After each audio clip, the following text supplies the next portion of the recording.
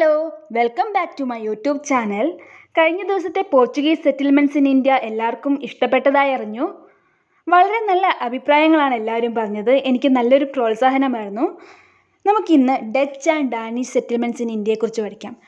Dutch and Danish അവർ വലിയ പ്രശ്നക്കാരല്ലായിരുന്നു. അതുകൊണ്ട് തന്നെ അവരെക്കുറിച്ച് വളരെ ചുരുക്കമേ നമുക്ക് പഠിക്കാനുള്ളൂ. ആദ്യം തന്നെ ഡച്ച് ആരായിരുന്നു? ഡച്ചാണ് നമ്മുടെ നെതർലൻഡുകാർ. പണ്ട് ഹോളണ്ട് എന്നറിയപ്പെട്ടുകൊണ്ടിരുന്നത്. മാപ്പിൽ മേളിലായി നെതർലൻഡ്സ് എന്ന് കണ്ടില്ലേ, അവരാണ് നമ്മുടെ ഡച്ചുകാർ. അവരും കടൽ മാർഗേന തന്നെയാണ് ഇന്ത്യയിൽ എത്തപ്പെട്ടത്. കണ്ടോ, നെതർലൻഡിൽ നിന്ന് ആഫ്രിക്കയുടെ സൈഡ് വഴി ഇങ്ങനെ വന്ന് കേപ്പ് ടൗണിൽ വന്ന് അവർ ആദ്യമേ ഇന്ത്യയിലേക്കല്ല വന്നത്. അവർ നേരെ ചെന്നത് ഇന്തോനേഷ്യയിലേക്കാണ്. ഇന്തോനേഷ്യയിൽ നിന്നാണ് അവർ ഇന്ത്യയിലേക്ക് വന്നത്. ഇത് പ്രീവിയസ് ഇയർ ക്വസ്റ്റ്യൻ ആണ്, SSCക്ക് വന്നത്. Match the following companies with their first head quarters എന്നാണ് പറഞ്ഞേക്കുന്നത്. ഇവിടെ ഡച്ച് ഈസ്റ്റ് ഇന്ത്യ കമ്പനി കൊടുത്തിട്ടുണ്ട്, ഡാനിഷ് ഈസ്റ്റ് ഇന്ത്യ കമ്പനി കൊടുത്തിട്ടുണ്ട്, ഇംഗ്ലീഷ് ഈസ്റ്റ് ഇന്ത്യ കമ്പനി കൊടുത്തിട്ടുണ്ട്, പോർച്ചുഗീസ് ഈസ്റ്റ് ഇന്ത്യ കമ്പനി കൊടുത്തിട്ടുണ്ട്. നമുക്ക് ആദ്യം തന്നെ ഉത്തരം അറിയാവുന്ന ഒരു ഇതുണ്ട്, പോർച്ചുഗീസ് ഈസ്റ്റ് ഇന്ത്യ കമ്പനി. നമ്മൾ ആദ്യം തന്നെ പഠിച്ചിരുന്നു. പോർച്ചുഗീസുകാർ ആദ്യം ഫാക്ടറി നിർമ്മിച്ചത് എവിടെയാണ്? കൊച്ചിനിലാണ്. സോ 4ന്റെ ഓപ്ഷൻ A ആയിരിക്കും. പോർച്ചുഗീസിന് വരുന്നത് കൊച്ചിനായിരിക്കും. ഇനി ഡച്ച് ഈസ്റ്റ് ഇന്ത്യ കമ്പനി പുലിക്കട്ടിലാണ് തുടങ്ങിയത്. Danish East India company Serampore, English East India company Surat. ഇത് നമുക്ക് പിന്നീടുള്ള വീഡിയോകളിൽ പഠിക്കാം. ഇത് പ്രീവിയസ് ഇയർ ക്വസ്റ്റ്യൻ ആയതുകൊണ്ട് ഡിസ്കസ് ചെയ്തേ ഉള്ളൂ. ഇത് മറ്റൊരു പ്രീവിയസ് ഇയർ ക്വസ്റ്റ്യൻ ആണ്.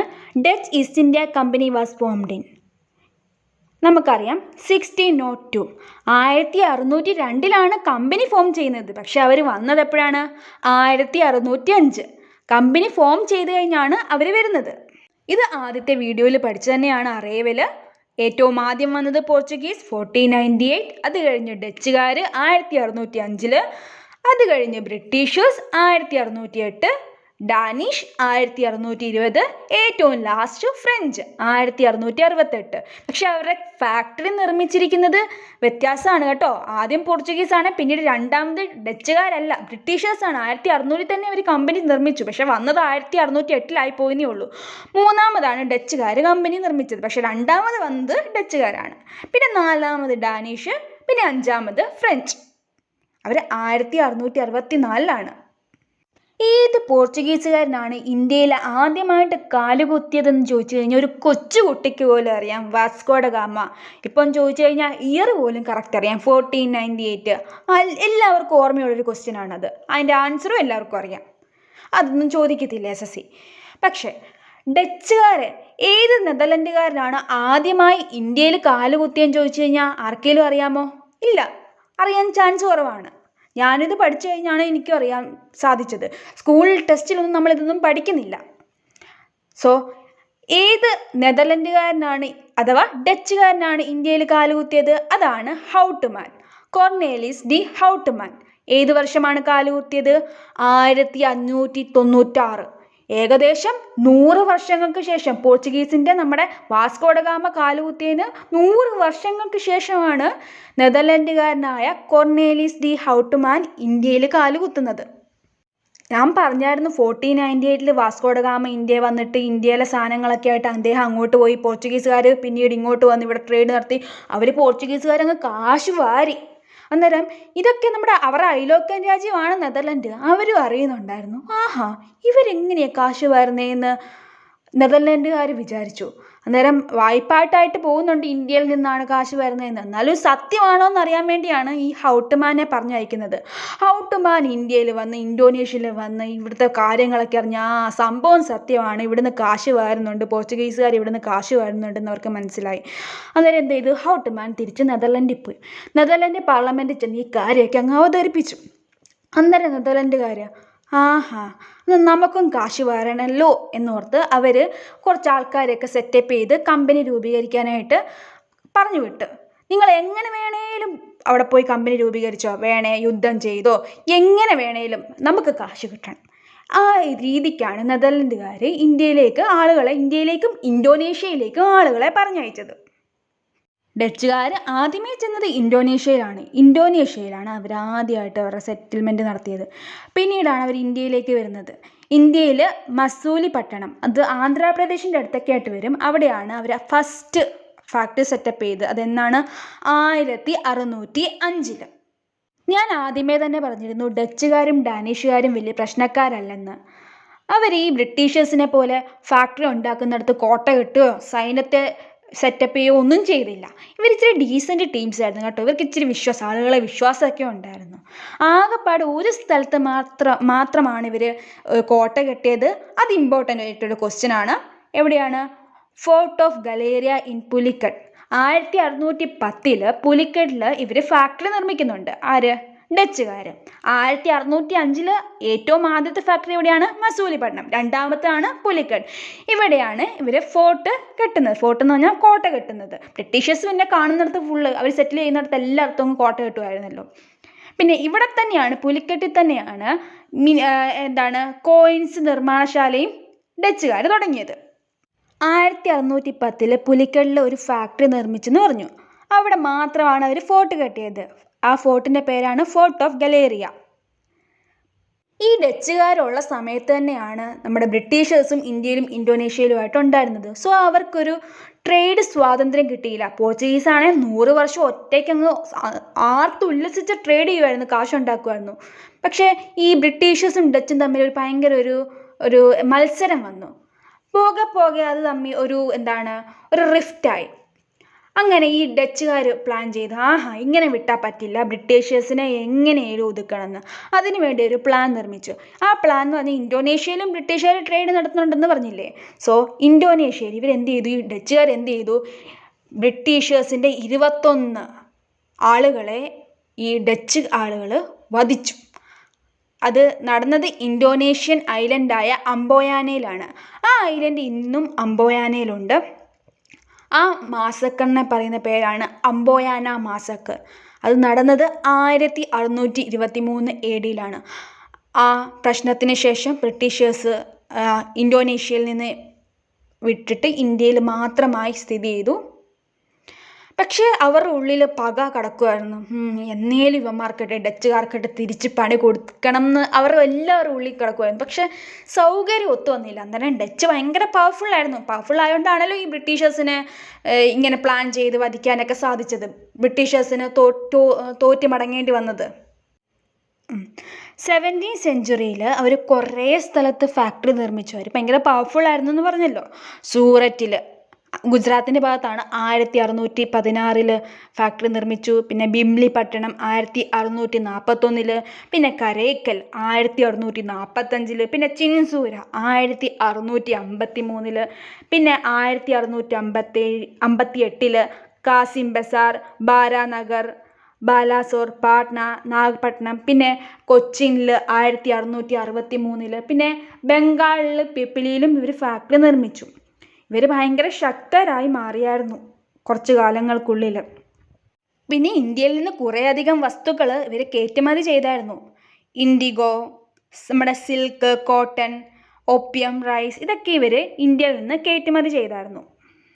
ഇത് ഇമ്പോർട്ടൻ്റ് ആയിട്ടുള്ള ഭാഗങ്ങളാണ്. പ്രീവിയസ് ഇയർ ക്വസ്റ്റ്യൻസിൽ വന്നതാണ്. ഇൻഡിഗോ എവിടെ നിന്നാണ് കയറ്റുമതി ചെയ്തത്? മസൂലിപട്ടണം. മസൂലിപട്ടണം എവിടെയായിട്ട് വരും? ആന്ധ്രാപ്രദേശിൻ്റെ അടുത്തായിട്ട് വരും. പിന്നെ കോട്ടൺ എവിടെ നിന്നാണ് കയറ്റുമതി ചെയ്തത്? ഇതാണ് കോറാമണ്ടൽ കോസ്റ്റ്. നമ്മുടെ ഇന്ത്യൻ കോസ്റ്റിനെ രണ്ടായിട്ട് തിരിച്ചിട്ടുണ്ട്, മലബാർ കോസ്റ്റും കോറാമണ്ടൽ കോസ്റ്റും. മലബാർ കോസ്റ്റ് എന്ന് പറയുന്നത് നമ്മുടെ കേരളം, കർണാടക ഈ ഭാഗത്തെ ആ കോസ്റ്റിനെയാണ് മലബാർ കോസ്റ്റ് എന്ന് പറയുന്നത്. കോറാമണ്ടൽ കോസ്റ്റ് എന്ന് പറയുന്നത് തമിഴ്നാട്, ആന്ധ്രാപ്രദേശ്, ഒറീസ അവിടുത്തെ ഭാഗത്തെയാണ് കോറാമണ്ടൽ എന്ന് പറയുന്നത്. സോ കോട്ടൺ ടെക്സ്റ്റൈൽ ട്രേഡ് നടന്നത് എവിടെ നിന്നാണ്? കോറാമണ്ടൽ കോസ്റ്റിൽ നിന്നാണ്. മസാല ട്രേഡ്, നമ്മുടെ മസാല, പെപ്പർ, അതൊക്കെ എവിടെയാണെന്ന് നമുക്ക് ഊഹിക്കാമല്ലോ. കേരള ഭാഗമാണല്ലോ നമ്മുടെ സ്പൈസസിൻ്റെ സ്ഥലം തന്നെ. സോ മസാല ട്രേഡ് നടന്നത് മലബാർ കോസ്റ്റിലാണ്. ഇത്രയും പവർഫുൾ ആയിട്ടുള്ള ഡച്ചുകാർ പിന്നീട് എങ്ങനെയാണ് ഒന്നും അല്ലാതായി മാറിയത്? നമുക്ക് ആകെപ്പാടെ അറിയാവുന്നത് ബ്രിട്ടീഷേഴ്സ് ഇന്ത്യ ഭരിച്ചു എന്നാണ്. ഡച്ചുകാരുണ്ടെന്നോ ഡച്ചുകാരാരാണെന്നോ ഒന്നും നമുക്കറിയത്തില്ല. ബ്രിട്ടീഷേഴ്സിനെ വരെ മുട്ടുകുത്തിച്ച ഡച്ചുകാർ എങ്ങനെയാണ് ഒന്നും അല്ലാതായി മാറിയത്? അതിനാദ്യം തന്നെ നമ്മൾ പഠിക്കേണ്ടത് ബാറ്റിൽ ഓഫ് കുളച്ചലാണ്. ബാറ്റിൽ ഓഫ് കുളച്ചൽ എല്ലാവർക്കും അറിയാവുന്ന യുദ്ധമാണ്. PSC ഇട്ടിട്ടും അടുത്ത ക്വസ്റ്റ്യനാണ്, UPSCയിലും SSCക്കും ഒക്കെ ഇട്ടിട്ടും അടുത്ത ക്വസ്റ്റ്യനാണ് ബാറ്റിൽ ഓഫ് കുളച്ചൽ. 1741. ആര് തമ്മിലായിരുന്നു? ഡച്ച് ഈസ്റ്റ് ഇന്ത്യ കമ്പനിയും നമ്മുടെ രാജാവായ മാർത്താണ്ഡവർമ്മയും തമ്മിലായിരുന്നു. അതിലെന്ത് സംഭവിച്ചു? ഡച്ച് ഈസ്റ്റ് ഇന്ത്യ കമ്പനി പരാജയപ്പെട്ടു. അങ്ങനെ അവർക്ക് കുറേ നഷ്ടങ്ങൾ സംഭവിച്ചു. സൗത്ത് ഇന്ത്യയിൽ അവരുടെ പ്രസൻസ് ഒക്കെ വളരെ ചുരുക്കമായി മാറി. കാര്യം നമ്മുടെ രാജാവാണല്ലോ മാർത്താണ്ഡവർമ്മ സൗത്ത് ഇന്ത്യയിലെ. സോ ഡച്ച് അവരുടെ സൗത്തിലെ പ്രസൻസ് ഒക്കെ നശിച്ചു. അന്നേരം അവരുടെ ആർമിയും എല്ലാം അങ്ങ് ഇല്ലാണ്ടായിരിക്കുമായിരുന്നു. സാമ്പത്തികമായിട്ടും ആളുകളുടെ എണ്ണം കൊണ്ടും എല്ലാം കൊണ്ടും നഷ്ടം അനുഭവിച്ചുകൊണ്ടിരിക്കുന്ന സമയത്താണ് ബ്രിട്ടീഷുകാർ അവർക്കിട്ട് പണി കൊടുത്തത്. ബ്രിട്ടീഷുകാർ തക്കം പാത്തിരിക്കുമായിരുന്നു. 1623 അംബോയാന മാസക്കർ ഞാൻ പറഞ്ഞില്ലേ, 21 പേരെ ബ്രിട്ടീഷേഴ്സിൻ്റെ 21 പേരെ ഈ ഡച്ചുകാർ വധിച്ചെന്ന്. അന്നേരം അവർ തക്കം പാത്തിരിക്കും, എന്നേലും ഞങ്ങൾക്ക് ടൈം വരും, ഞങ്ങൾ നിങ്ങൾക്കിട്ട് പണി തന്നിരിക്കുന്നുള്ള രീതിയിൽ തന്നെ അവർ ഇരിക്കുമായിരുന്നു.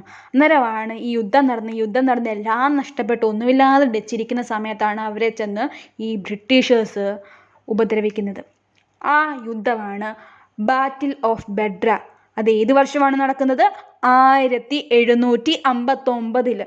നമ്മുടെ ബാറ്റിൽ ഓഫ് കുളച്ചൽ യുദ്ധം എന്നാണ് നടക്കുന്നത്? 1741. ബാറ്റിൽ ഓഫ് ബെഡ്ര നടക്കുന്നത് 1759. ആ യുദ്ധത്തിനെയാണ് ബാറ്റിൽ ഓഫ് ചിൻസൂര എന്നും അറിയപ്പെടുന്നത്. 1759 ചിൻസൂര യുദ്ധത്തിൽ ഡച്ചുകാർ പരാജയപ്പെട്ടു. ഒന്നുമില്ലാതിരിക്കുന്ന സമയത്ത് ഉപദ്രവിച്ചാൽ പരാജയപ്പെടുമല്ലോ, അവരങ്ങനെ പരാജയപ്പെട്ടു. ഇങ്ങനെ യുദ്ധമൊക്കെ തുടങ്ങി ഒന്നുമല്ലാതെ അവർ ശക്തി ക്ഷയിച്ചു വന്നു. അങ്ങനെ ബ്രിട്ടീഷേഴ്സും ഡച്ചുകാരും തമ്മിൽ ഒരു കരാറിൽ ഒപ്പിട്ടു. 1825 ആ കരാർ ഒപ്പിടുന്നത്. ആ കരാർ പ്രകാരം ഇന്തോനേഷ്യയിലും ഇന്ത്യയിലും ഇവർക്ക് ട്രേഡ് ഉണ്ടെന്നല്ലേ പറഞ്ഞത്.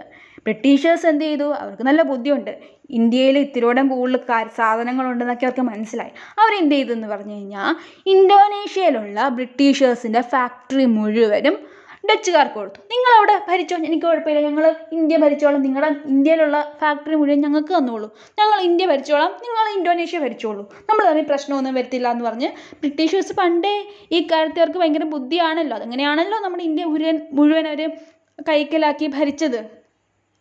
സോ അവർ പറഞ്ഞു, നിങ്ങൾ ഡച്ചുകാരോട് പറഞ്ഞു, നിങ്ങൾ ഇന്തോനേഷ്യ എടുത്തോ, ഞങ്ങൾ ഇന്ത്യ എടുത്തോളാം, നിങ്ങളുടെ ഇന്ത്യയിലെ ഫാക്ടറീസ് മുഴുവൻ ഞങ്ങൾക്ക് തരുമോ, ഞങ്ങളുടെ ഇന്തോനേഷ്യയിലെ ഫാക്ടറി മുഴുവൻ നിങ്ങൾക്ക് തരാം. അങ്ങനെ ഡച്ചുകാർ ഇന്ത്യ വിട്ടുപോയി. ഇനി ഡാനിഷുകാർ ഇന്ത്യയിൽ വന്നതും അവർ പോയതൊക്കെ നമുക്ക് നോക്കാം. ഡാനിഷുകാർ വലിയ സമാധാനപ്രിയരായിരുന്നു. കാര്യം എന്താണെന്ന് പറഞ്ഞാൽ അവർ വരുന്നത് 1620. അവർ വരുമ്പോൾ തന്നെ പോർച്ചുഗീസുകാർ, ബ്രിട്ടീഷുകാർ, ഡച്ചുകാർ എല്ലാവരും തമ്മിൽ അന്യോന്യ യുദ്ധമാണ്. ഇന്ത്യ ഭരിക്കണം, ഇന്ത്യയിലെ സാധനങ്ങൾ കൊണ്ടുപോകണം എന്ന് പറഞ്ഞ് അങ്ങ് യുദ്ധമായിരുന്നു. ഇവർ വിചാരിച്ചാൽ ഇനി ഇവിടെ നിന്നിട്ട് കാര്യമൊന്നുമില്ല. അവർക്ക് മനസ്സിലായി. അവർ സമാധാനമായിട്ട് കുറച്ച് നമ്മുടെ സൗത്ത് ഇന്ത്യയിലെ കുറച്ച് ഭാഗങ്ങളും പിന്നെ വെസ്റ്റ് ബംഗാളിലെ കുറച്ച് ഭാഗങ്ങളും ഒക്കെ അങ്ങ് ഭരിക്കുമായിരുന്നു. അവിടെ കുറച്ച് ഫാക്ടറീസൊക്കെ നിർമ്മിച്ച് അങ്ങ് പോവുമായിരുന്നു. എന്നിട്ട് അവർക്ക് മനസ്സിലായി, ഇനി നിന്നിട്ട് കാര്യമില്ല. അവരെന്ത് ചെയ്തു? അവരുടെ ഉള്ള ഫാക്ടറീസും ആ ബ്രിട്ടീഷേഴ്സിന് കൊടുത്തിട്ട് അവർ പോയത് ഏത് വർഷമാണ്? 1869. നമുക്ക് ഡാനിഷുകാരെ നോക്കാം. ഡാനിഷുകാരാണ് പീപ്പിൾ ഓഫ് ഡെൻമാർക്കിനെയാണ് ഡാനിഷ് എന്നറിയപ്പെടുന്നത്. അവർ ഏത് വർഷം വന്നു? 1620. അവരെവിടെയാണ് ആദ്യം ട്രേഡിംഗ് സെൻറ്റർ തുടങ്ങിയത്? തുടങ്ങിയത് ട്രാങ്ക്യൂബാർ എന്നാണ്. അത് തമിഴ്നാട്ടിലുള്ള സ്ഥലമായിട്ടാണ് കാണിക്കുന്നത്. അവരുടെ ഹെഡ് ക്വാർട്ടേഴ്സ് എവിടെയായിരുന്നു? ഹെഡ് ക്വാർട്ടേഴ്സ് ആയിരുന്നു സെരംപൂർ, ബംഗാൾ. അവർക്ക് മനസ്സിലായി ഇവിടെ നിന്നിട്ട് കാര്യമില്ലെന്ന്. അവരവരുടെ ഉള്ള സാധനങ്ങളൊക്കെ ആർക്ക് വിറ്റ്? ബ്രിട്ടീഷേഴ്സിന് വിറ്റു. ബ്രിട്ടീഷേഴ്സിന് വിട്ടിട്ട് അവർ അവരുടെ നാട്ടിലേക്ക് തിരിച്ചുപോയി. പോകുന്നതിന് മുമ്പ് അവർ സെരംപൂർ മിഷൻ പ്രസ് 1799 സ്ഥാപിച്ചായിരുന്നു കേട്ടോ. ഡാനിഷുകാരെ കുറിച്ച് വലിയ കാര്യമായിട്ട് പഠിക്കാനൊന്നുമില്ല. ക്വസ്റ്റ്യൻസും അങ്ങനെ അവരെക്കുറിച്ച് വന്നിട്ടുമില്ല പ്രീവിയസ് ഇയർ. ഇത് പ്രീവിയസ് ഇയർ വന്നൊരു ക്വസ്റ്റ്യൻ ആണ്. Which of the following statement is correct about battle of Colachel? The kingdom of Travancore and the Dutch East India Company fought the Battle of Colachel. Correct അല്ലേ? മാർത്താണ്ഡവർമ്മയും ഡച്ച് ഈസ്റ്റ് ഇന്ത്യ കമ്പനിയും തമ്മിലായിരുന്നു. The fight ended in a legendary Travancore victory, thus ending Dutch colonial efforts in the Indian subcontinent. Correct ആണ്. Dutch East India കമ്പനിയെ തോൽപ്പിച്ചു. So option both 1 and 2 correct ആണ്. ഇത്രയേ ഉള്ളൂ Dutch and Danish settlements in ഇന്ത്യയെക്കുറിച്ച്. എല്ലാവർക്കും എൻ്റെ class ഇഷ്ടപ്പെട്ടു എന്ന് വിചാരിക്കുന്നു. ഇഷ്ടപ്പെട്ടു എങ്കിൽ സബ്സ്ക്രൈബ് ചെയ്യാൻ മറക്കല്ല്, ലൈക്ക് ചെയ്യാനും മറക്കല്ല്, ഷെയർ ചെയ്യുക. എനിക്ക് സബ്സ്ക്രൈബേഴ്സൊക്കെ ഒന്നും ആയില്ല, തുടങ്ങിയതേ ഉള്ളൂ. സോ എല്ലാവരുടെയും പ്രോത്സാഹനമാണ് എൻ്റെ ഒരു ക്ലാസ് എടുക്കാനൊക്കെയുള്ള ഒരു സന്തോഷം. എനിവേ, നമുക്ക് അടുത്ത വീഡിയോ ആയി വരാം.